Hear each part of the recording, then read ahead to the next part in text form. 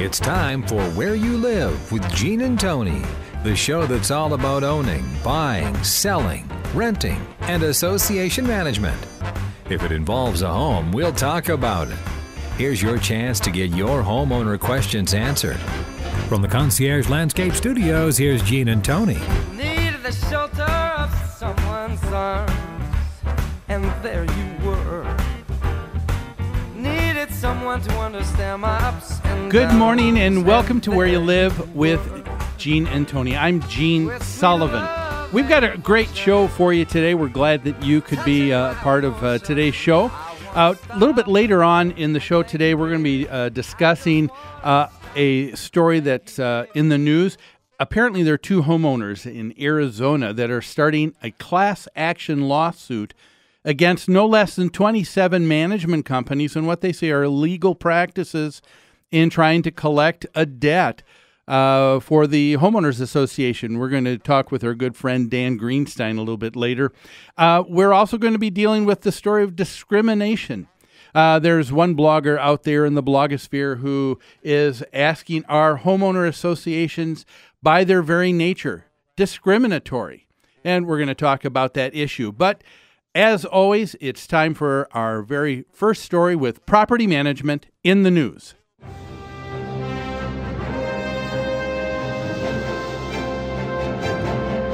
Property management in the news is brought to you by Home Furniture and Abbey Floor Coverings. Their showrooms are staffed with professionals who will help you choose what you need to fit both your lifestyle and budget. So whatever you need, chances are they'll have what you're looking for. Now, if you wish to avail yourself of special pricing and discounts you're not going to find anywhere else, all Where You Live listeners can call this number, talk to Customer Service Coordinator Lori Matson at 952-224-2663. That number again, 952-224-2663, and ask for your Where You Live with Gene and Tony special pricing. Our first story is kind of an interesting one. It is one that has caught national attention. It is on a homeowner association's plan to exterminate rabbits. What's up, Doc? Kill the rabbit, kill the rabbit, kill the rabbit.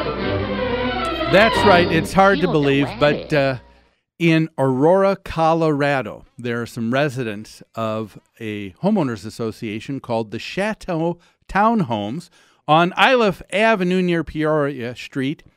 They say there are too many rabbits in the complex. Now, while some say that these pesky cottontails are a bit of a bother, the HOA board wants them gone, and the story says in the worst possible way. That's right. They want to trap them and then kill them. The story goes on by quoting a homeowner there who said, I just think we should let everyone live and let live. Now, the board is said to have already contracted a company to trap and kill the bunnies, this article goes on to say. I'd like to stop a moment. You know, a lot of times, I understand we've got to make, in the media, news interesting. I think it was Paul Harvey who said, my goal in telling the news is taking the things that are important and making them interesting, and the stories that are really interesting, learning how to make them important. But sometimes there is a line that the media crosses, and all they do is gin things up with an emotionalism that just takes the story away. And a case in point here is in the very beginning of the story. As I was reading it, it says the board is said to have contracted a company to trap and kill the bunnies. I mean, talk about just wanting to make things inflammatory and just get everybody's emotions all hyped up. You know, I could interchange one word for you folks and it would make all the difference in the world. Let me give you an example. If I say bunny, you think of something that's just sweet and cuddly and soft. I could use another word that would equally describe it. I could use the word rabbit. Now, if I use the word rabbit, I think that would probably be a little bit more neutral. I think you would probably be thinking of wildlife and not necessarily a soft, cuddly little pet. I could even go one step further. I could use another word and could change it altogether, and now all of a sudden have you repulsed by that same animal. I could call it a rodent. And you know what? A bunny, a rabbit is a rodent. What is a rodent? A rodent is, they're in the same family as rats, as mice. And what are characteristic of rodents? Well, they need to gnaw at things all the time. That's why they have front teeth that will continue to grow unless they're always gnawing and sharpening their teeth. Rodents carry with them disease, don't they? But you get a different flavor of the story if I call it a rodent, if I call it a rabbit, if I call it a bunny. But here is Channel 2 News in Denver, Colorado, they said that this story has gone national. Why? Because they have just blown it out of proportion. So here we have the story of a board that wants to kill these bunnies in the worst possible way. The story goes on to say that they even quoted a wildlife director from the Humane Society of the U.S. Her name was Laura Simon, and she said, killing the rabbits isn't going to be good. All you will be, she said, all that killing the rabbits will do, she said, is bring about more rabbits, because as you kill more in the colony, others in the neighborhood will just take their place.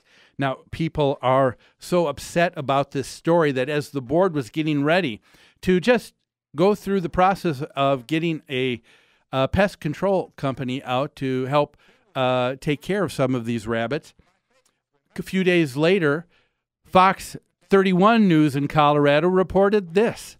They said regarding the rabbit issue, the board has now suspended the action to address the rabbit population within the community. So because of one story here now, people are even afraid to act. The board of directors is reviewing the matter with an additional third-party experts and with homeowners within the community.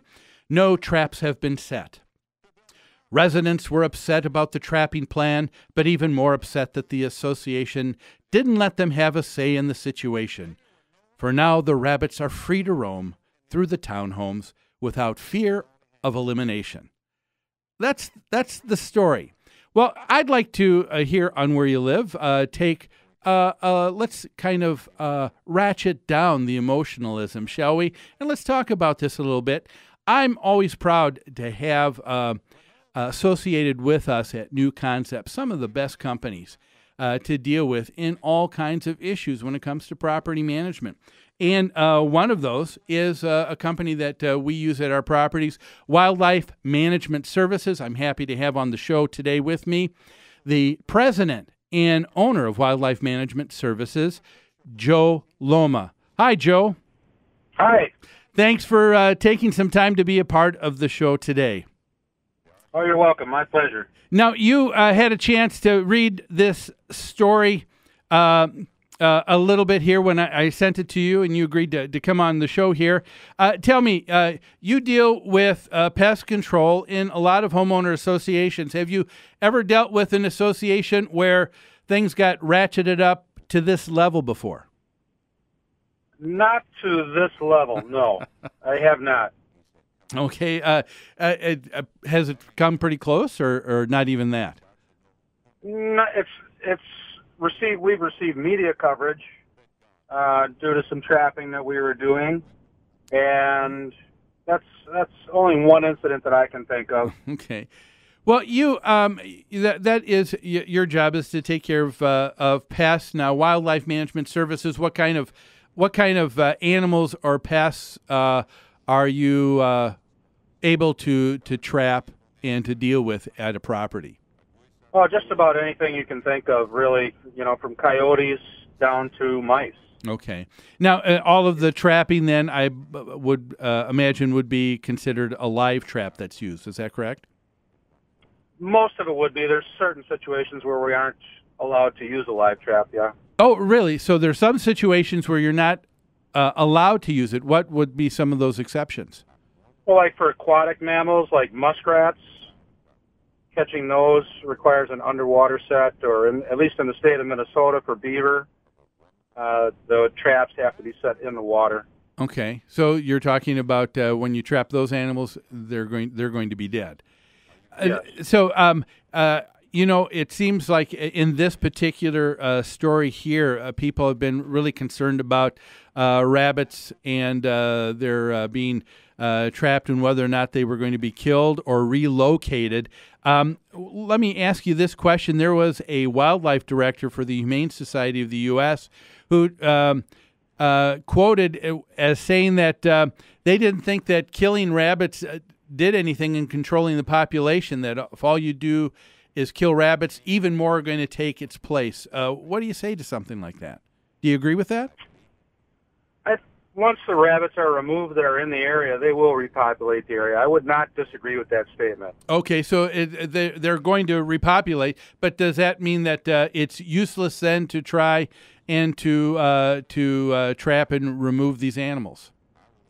No, I wouldn't say it's useless. I think there's a whole approach that needs to be taken, trapping and removal of the specific animals that are causing damage, if you're able to do that, and then also taking preventative measures as well. And I know the Humane Society would prefer preventative measures be attempted first, and then, as a last resort, trapping. Okay, when I think about animal management, part of that, I think, as it comes to the DNR and some of the things that we have with deer and other animals in our state, there is a healthy season for being able to hunt and to be able to kill certain animals for the very purpose of helping to control populations. Don't you think that can be a very wise use of trying to manage and control populations of animals? I would not disagree with that. Yeah, I'm a trained wildlife biologist, and that's a basic principle of wildlife biology. Okay. Now, you said something interesting when we were talking before the show. You said, things vary according to state, and you said now in some cases we will have some states that don't allow for live trapping. The animals must be eliminated or put down. Is that correct? Well, they allow live trapping, but every animal, some states require all animals captured to be euthanized. Okay, and I find that interesting. I before the show here, I was unable to find out whether or not Colorado is one of those states after they trap a live animal if they're required to put them down. I guess according to this story, it sounds like there was the option here of being able to relocate. But if a person is trying to trap an animal and just move them over a little bit, that may not necessarily do anything in relieving someone of a problem of a pest. Wouldn't you agree? Potentially, based on some of the research, and I'm not sure specifically about rabbits, but like raccoons, it has been demonstrated that they're relocated and they very well could become a problem for another homeowner. Okay. In the area they're relocated to. And sometimes I've heard that the animals have actually come back. Is that true? Is that a true statement also? If they're relocated far enough away, I don't think they would be coming back. Okay, but that could be quite an effort. When you say what kind of distance are we talking about? Do you have to remove an animal to make sure that they don't come back? How many miles? Depends on the animal. 10 miles is a reasonable guideline because the animals are not very mobile. They don't move very fast, so 10 miles is quite a distance for them to cover. Now, I found out that some of the reasons why some states have required that animals that are trapped be put down, one of them is the idea that animals carry disease, and of course when you trap an animal, you don't know what you're dealing with, and if you end up just simply taking an animal and moving them farther away, what you've done is you've done something that Mother Nature hasn't even done, and that is allowed the animal to travel that far. And now there's a possibility of introducing an animal much further away with other diseases, and now you're talking about an effect on the ecosystem as well. Is that a true statement? That's a true statement. That's exactly why they would not allow relocation in some states. Okay. All right. And so that's very interesting. Another aspect, I suppose, about live traps that some people probably don't think about. I suppose in some people's minds they think of it as being the more humane thing. But if talk just for a moment, if a person isn't checking the traps regularly in a live trap, you could end up being more cruel to that animal that you have now trapped. Don't you think so? Oh, definitely. Minnesota has a state law that requires traps to be checked once every 24 hours. Okay. So the animals are not allowed to be held in a trap for more than 24 hours. Okay. So these are just some of the other considerations that need to be taken. And now, not anybody can just pick up a live trap and expect to be able to trap an animal and transport it somewhere else.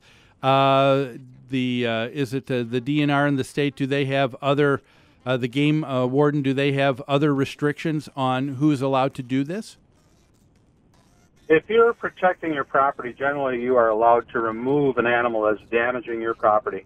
Okay, but that would be your property only, right? Not anybody else's. Okay. Right. So, in this course, in this story here, let me ask you this, Joe. Does it seem like this might be something where it just got a little bit out of hand with emotions, or do you think that what these people are thinking is something that is absolutely valid? I think whenever you're talking about animals and you're talking about the general public, I think people will tend to get emotional. I think in situations like this that we've been asked to perform this type of service, we've done this enough. We know what the issues are. We always suggest communicating to the parties involved what's going to happen before it happens and alleviating any of those concerns before anything even goes into place as far as traps. Okay. And in certain situations, we won't even, knowing what the situation is, we won't even go in and trap because it's too public. Too many people will get upset. They'll be messing with our traps, releasing animals, and we just try to avoid situations where there's going to be controversy of this type. Okay, so that takes some discernment then when you're asked to step into a situation to determine whether or not people are agitated to make that more of a public event like you were talking about then. Right. We've been doing this 20 years, and we have lots of experience in these types of situations, and we know before we get involved what needs to be done so everything goes smoothly and you don't get the media frenzy, I guess you could say, about trapping and removing some rabbits. Okay. So in conclusion here, trapping of live animals and trying to control populations in and around properties, homeowner associations, still is a very good and viable way of trying to control the environment. Would you not agree? We do. We perform that service every day for multiple homeowner associations in our area, and most people, I would say, we wouldn't be there unless they really wanted us there, and we're very happy to have us there to protect their property from damage being caused by these animals due to the high animal populations in these suburban areas. Okay. Well, Joe, thanks so much for taking a few minutes of your time to be on the show with us today. Well, yeah, thanks for the invitation. Anytime. Okay. Folks, that was Joe Loma, who's the owner and president of Wildlife Management Services. You know, before we go to break, I want to just tell one story to our listeners here. When I think about something like this, you know, another aspect that has just changed in our society in terms of controlling of animals like rabbits and others are just the, let me throw it out there, cats. It used to be, did it not, that it was kind of standard that people would put their cat out at night. I know that is something that's not done now anymore, or not done as much. But I remember years ago when my kids were really young, we had a cat that we would put out at night. And she was a huntress, let me tell you. I remember I would get up the next morning ready to go for work, and she would have laid out by the front door some mornings 2 or 3 mice or a squirrel or sometimes a rabbit lined up that she had killed around the yard. Now, I don't recall having problems with rodents, with mice, with rats, with rabbits in our yard at all, but part of that I would guess would be because of a cat, and so that is one thing that's probably changed quite a bit. And as we take a look at populations of animals, there are things that are going to naturally ebb and flow in society with populations, and during those times of ebbing and flowing, it's probably a proper and useful tool to have a company that does pest control and removal of animals, even if that means putting the animal down to control populations. Well, hey, we're going to take a break right now. Don't go away. We've got a lot more of Where You Live after these messages.